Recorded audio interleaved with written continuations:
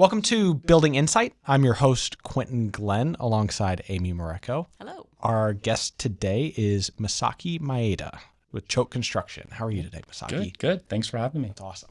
So we work together on a project right now. You are superintendent with Choate Construction. Is that correct? That's right. So, I'd just would love to kind of hear your story, how you got started in this industry, why you are in the position that you're in, and, the whole 411. Sure. Yeah. So I grew up in Myrtle Beach, South Carolina, big tourist area, and my dad was in the restaurant business. And so in the summers and Christmas break during school, I'd work there all the time. Yeah. And, kind of learn the whole lifestyle of working nights and weekends. Mm-hmm. And so from there, went to college, went to Clemson University for architecture to start out. Went there for a year studying architecture and realized this is not for me. Sure. It was a lot of art, a lot of people's opinions, perspectives, I guess you call it. Mm-hmm. And then I said, you know what? I kind of like numbers. I kind of like solving equations and finding solutions to problems. And so switched over to engineering, and then went further into civil engineering. And so in civil engineering, I was like, you know what? I need a job, I guess, after all this. So I was graduating 2010.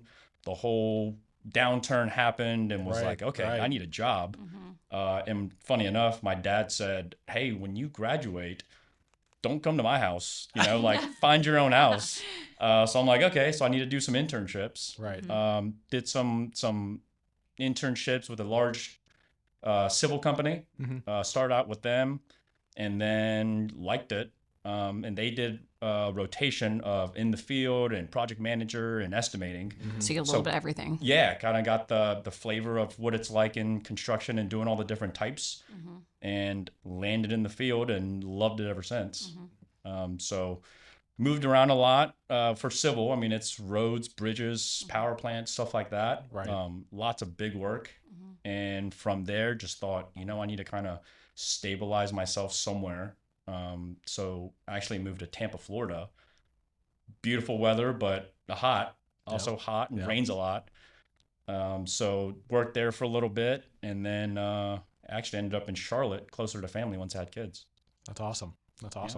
So now you're more so on the commercial side rather than the civil side, or do you still handle civil projects at all? No.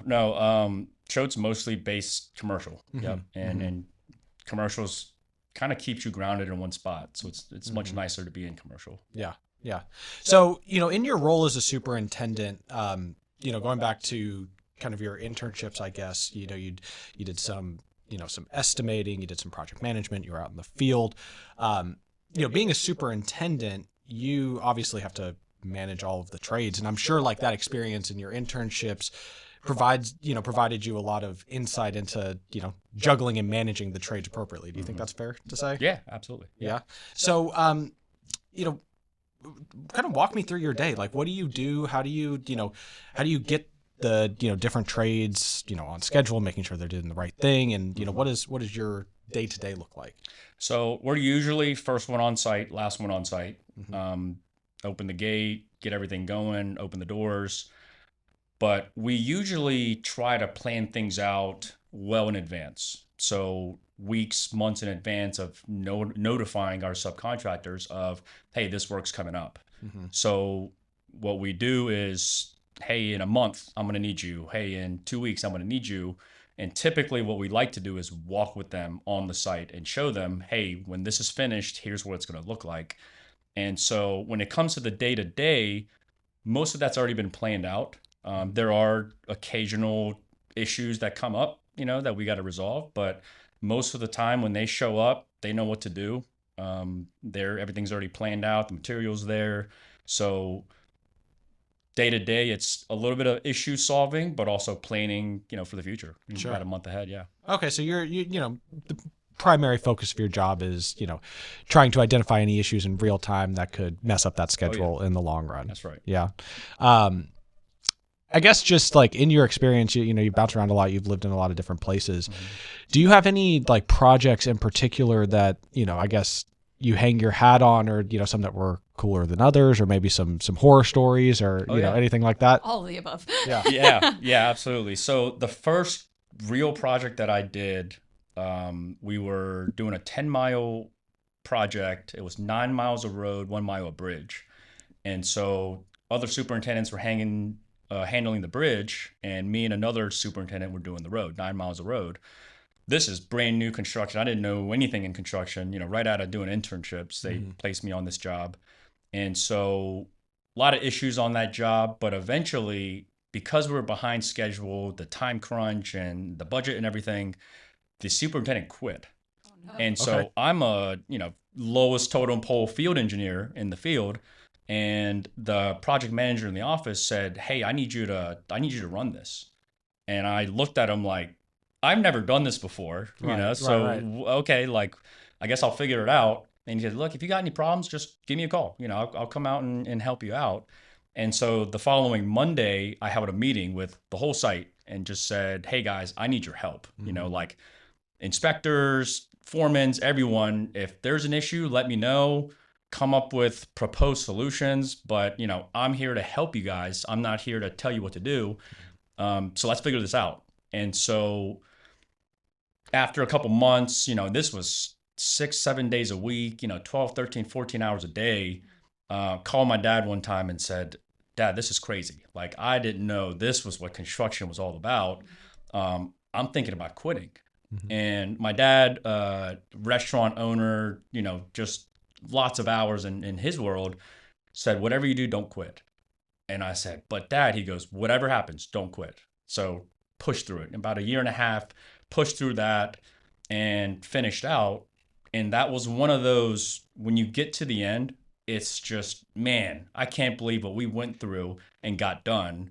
And that was the greatest learning lesson. To start out on that was, okay, I think I can handle a lot more than I thought. Right. And, I think to me, the early stages of my career, it was work the hours. It wasn't really 40 hours and, I want to go home and it's now the weekend. It was, get 60, 70, 80, 90 hours in and get that experience. Right. So that you learn everything in your 20s and that hopefully when you're in your 30s, you know what you're doing. Yeah. And then you have your family at that point too. And that's when you want to kind of hone it back a little bit. But exactly. I feel like that's the best way to learn, is just being thrown into it and just figuring it out. We talk about that all the time. Like, that's how I learn. Like, I just want to do it. Like, absolutely. When I play a new board game or something, I'm like, let's just play. I don't want to read through the rules and go through all that. Like, let's just get in it. So I think that's really cool. Absolutely. Yep. How old were you when that story took place? So I was about 22. Okay. When I got into that one. Okay. Yep. Just speaking from personal experience, I didn't start in construction. I started, I started in retail, and then I got into recruiting, and then I did some computer science stuff, and then I got back into recruiting.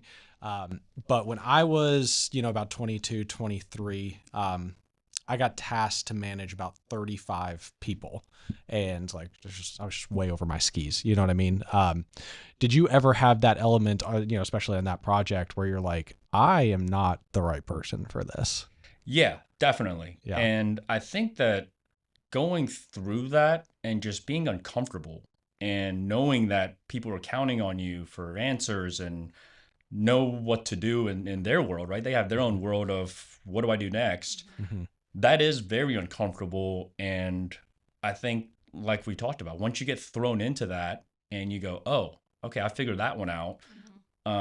After a couple times, you kind of gain that confidence. Sure. And, right. And the more you do it and you go, okay, I think I can figure this out, moving forward. And then you start really getting it right. And people start really relying on you and respecting you. And I mean, when I was in my 20s, I probably looked like I was like 15, Sure. And so the whole thing was, all right, well, let's not try to stand there and say, I'm the boss. Let's show them that, like, I'm here to help, 100%. Like, we're here as a team. And if we can work together to get this done, we all win. I think you handled that perfectly. Like, getting the whole crew together and just being like, look, here's the situation. Like, we're a team. Let's get through this together. And, this isn't a dictatorship. Like, let's pull our forces together and figure it out. So I think you handled that great. Yeah. Mm-hmm. Yeah. That's awesome. That's awesome. Now, when when you were going through that in particular, what I guess were some of the ways that you, I guess, persevered? Did you have any mentors, or did you like look up to anybody, or was it just, sheer pull it up by your bootstraps and like, let's just get to work and figure it out as we go? Yeah. So a lot of companies speak about culture. And so culture to a superintendent is not being on an island by yourself, but having help. And part of that is a mentorship, right? I mean, you have people under you, but you also look up to somebody above you. And so for a superintendent, we have pride, but it's also asking for help when you actually need it. And they tell you, hey, look, if it's more than you think you can handle, escalate it and find the right help. And so, yeah, I mean, every job, there was a point where, the superintendent doing the bridge was very open and very experienced. And so I'd grab him and say, hey, I need your help. Like, am I doing the right thing here? Or does this look right to you? Or, whatever it was, or show me how to even read drawings, right? I mean, that's, to us, it was the basics of, you got to know how to read drawings. And so am I looking at this right? And so, yeah, there was always help around. You just have to really ask for it. And that's what we tell the newer generation coming up in the industry is, look, we're here to help you. We want to teach you. The more you learn, the more it takes off of our plate. Right. And so ask questions, and some of the time it's putting time aside for them and saying once a week, twice a week, once a day, let's walk. Let's walk for 15 minutes and ask all your questions then, and don't think that you're bothering me. Well, that's, I'm glad you touched on that, because that's one of the things that we've really been focusing in on at our company over the past 18, 24 months is, kind of that notion that leaders create other leaders. And, my ability to grow in my role is completely, and directly related to the leaders that I have in place and their ability to grow as well. And, again, you're in a unique situation out in the field where, sometimes you are it, right? And, just speaking from experience, there are times when you're out in the field and there's pride associated with, like, is this job going the correct way? And that's one of the things that I've been working on with the team is, understanding like, hey, listen, it's not a pride thing. It's not a skill thing. Like, you're in the role that you're in because we believe you have the skills, because we believe that you're the right person for it. Lean on the operational support behind you to make sure that we can execute on this. And kind of once we broke through that culture piece, like, that's when we could really start to substantiate the growth that we were seeing, as opposed to just getting roadblocked by, the best person in the field. Does that make sense? Oh yeah, absolutely. Yeah. So, I guess, you're in the field, you're a superintendent. What's like the logical, you're early in your career, right? Relatively. What's like what's the aspiration? Like, what do you want to be next? Like, where do you see your career going? So when I started, my dad took the whole family to Manhattan, and we were driving across the main bridge, heading right towards Manhattan, and I saw the skyline. And I thought, man, that's really cool. I want to do something like that.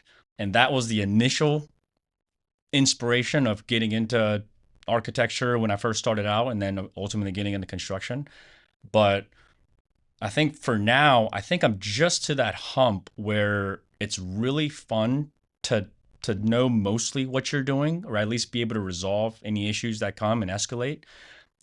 So now part of that for me moving forward is I want to teach the next generation. Like, I like coaching, I like mentoring.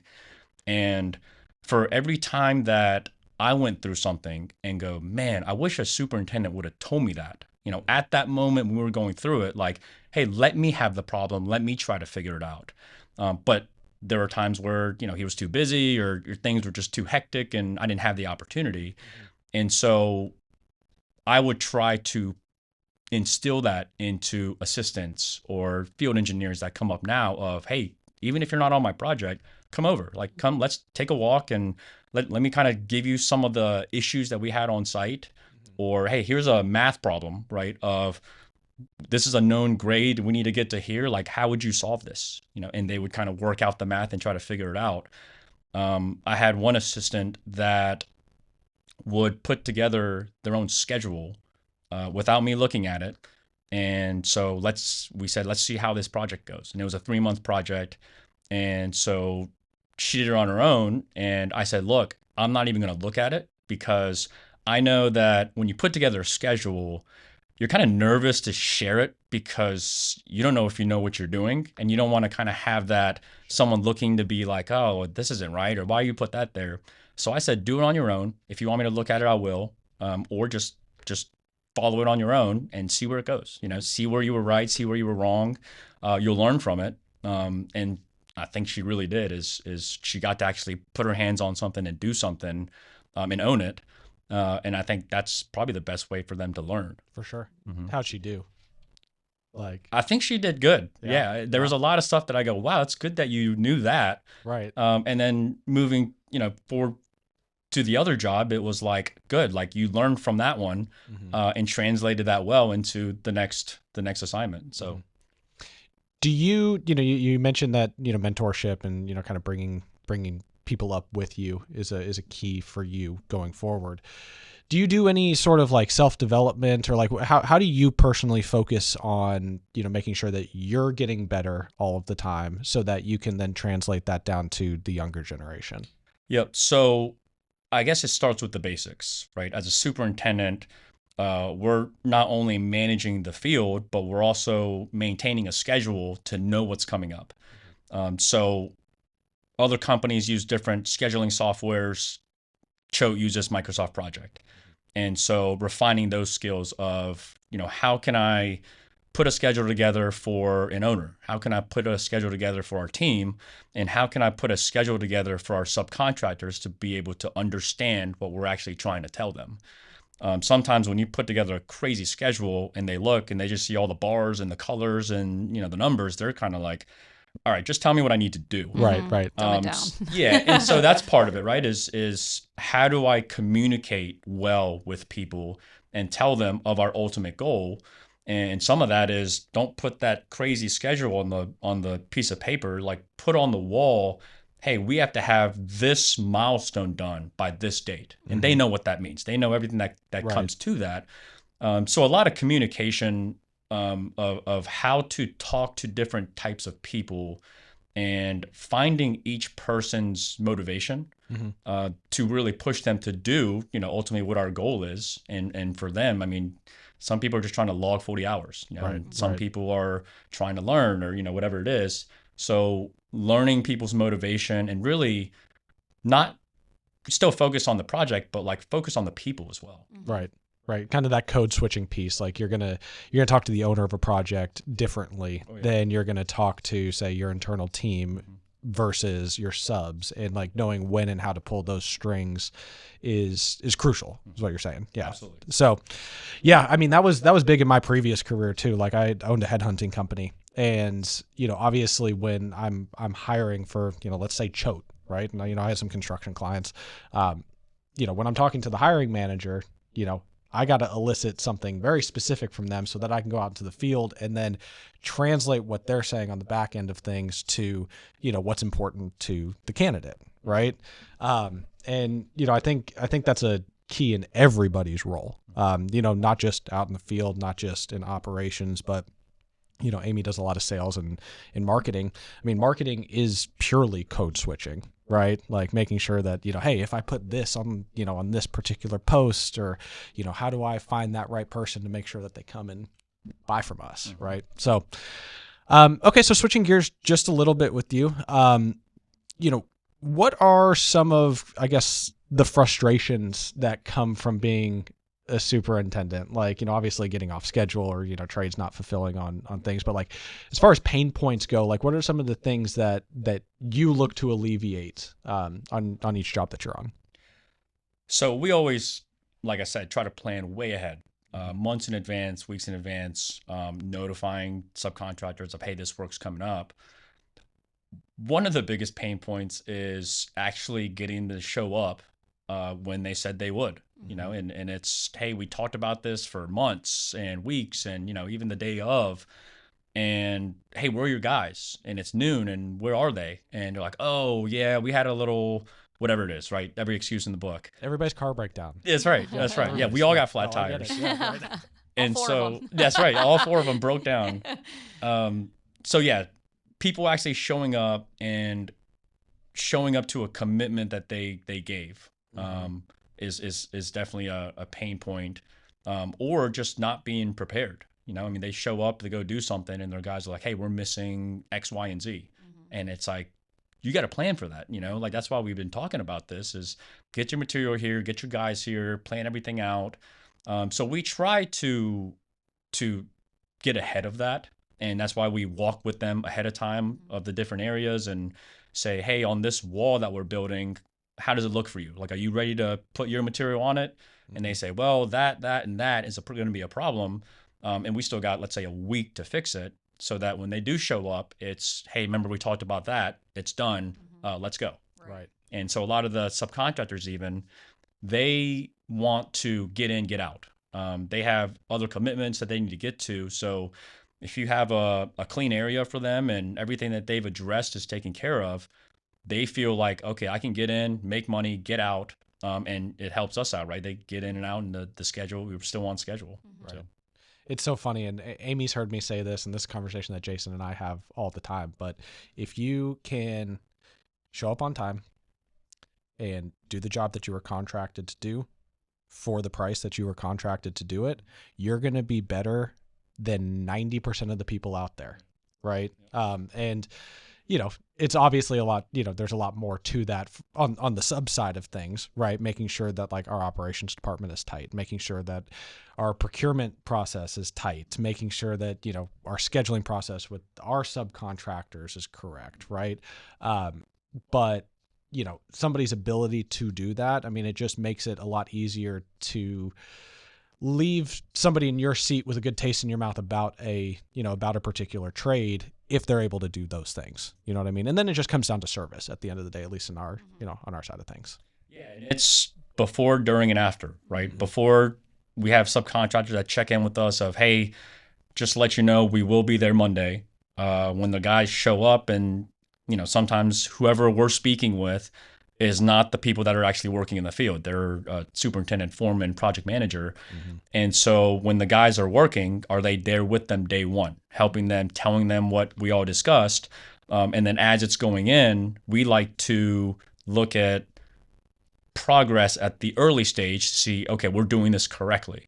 And is the person that we initially spoke to there with us saying, hey, yep, this is exactly what we talked about, or hey, we're off here. Let's correct the problem before we get too far. And then when it's done, right, they show up and go, hey, just want to make sure you're happy with the product and making sure it's not peeling off the wall, or, you know, we have any issues that they can correct. So a lot of that to us means a lot. And like you said, 9 out of 10 contractors don't do that. And it's really just 3 guys that don't speak English, and they show up, and we got to explain everything again. So again, another pain point of just, you know, let's do it right the first time, and like we talked about, and then tell your guys, like, relay that everything we talked about to your guys that actually install it. That's awesome. That's awesome. Now, as you kind of just like look at your past and, you know, kind of forecast into your future, you know, one of the things that Amy and I like to bring up on this podcast is, you know, my little brother is, you know, Hi, Hayden. Yep. He's, you know, he's tried his hand in getting in the construction industry, you know, real estate, things like that. And, you know, I'm curious what type of advice you would give to, you know, a younger you, you know, to make sure you avoided some of the pitfalls that you may have experienced. Yeah. Yeah. So I think that growing up, and I think we all give this advice, is when, say, teenager, high school, and they're good at something, say they're good at math, and we go, hey, you're really good at math, you should get into engineering, or, you know, whatever it is. Sometimes it's better to ask, what do you actually like to do? Or what do you care about? You know, because once you get into it, into a career, you might be good at it, but you might not like it.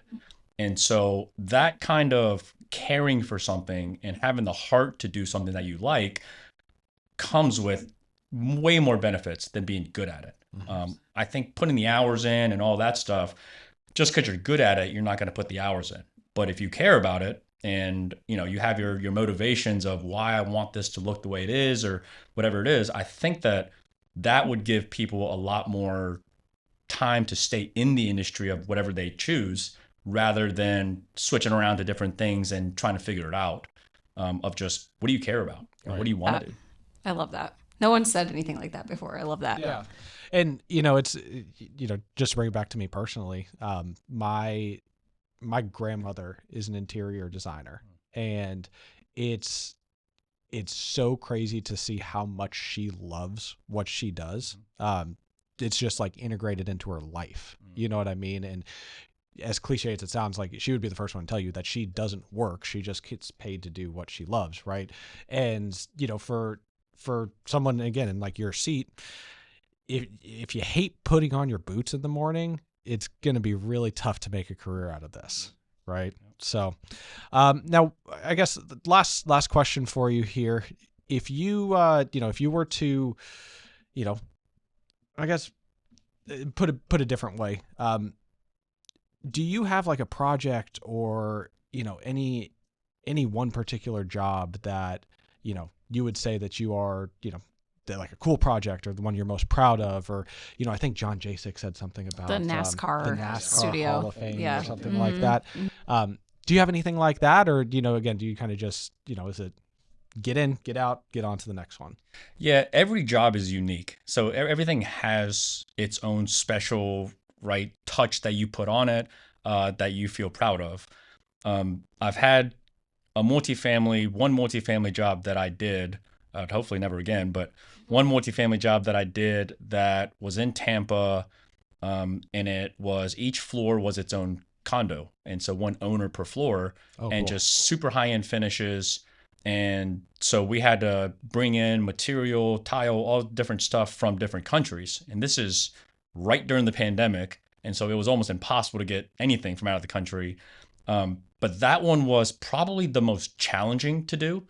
But it was probably the most rewarding when it finished out, of going to each floor and seeing the different elements of each floor and knowing in every corner what it took to get that corner to look like it is, And so that one in particular, I think, pushed me to be a superintendent. Yeah. That was the one that major issues happened, but I had a mentor, a senior superintendent, who sat next to me and said, "Hey, I want you to be in charge of this, this, walk with every inspector and figure it out." And again, right, uncomfortable situations, and you're put in the spot and you figure it out.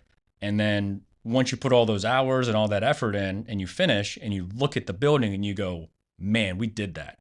We built that. That's really cool." Yeah. You know what I think is cool about your position too is we know flooring. We know all things flooring. We're the pros, right? Mm-hmm. You know all the things like electrical, plumbing, flooring, like all of that. Like that takes time to learn all that. So I feel like that is kudos to you and the role that you're in, all superintendents, to think about all the things that go into every little trade, it's kind of crazy. Do you kind of have like the eye for things now? Like I know when I walk into a room, like I'll look at the flooring. Like why would they use that grout line or that Schluter there? That looks so weird. Right. I walked into a client one time with a client's office with Jason one time, and first thing he said when we walked in the door is like, H pattern flooring, interesting.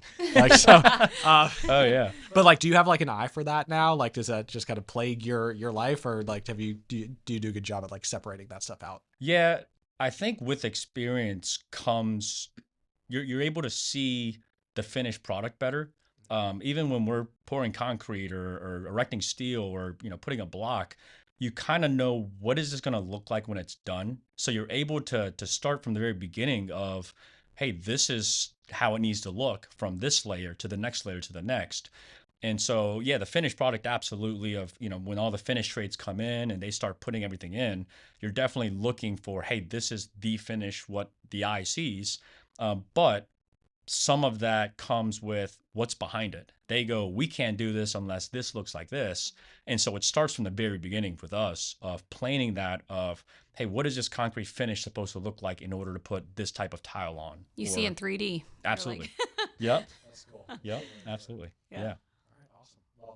Masaki, I appreciate you being here with us today. Again, this is Quentin Glenn with Amy Mareko sitting down with Masaki Maeda, and this is Building Insight.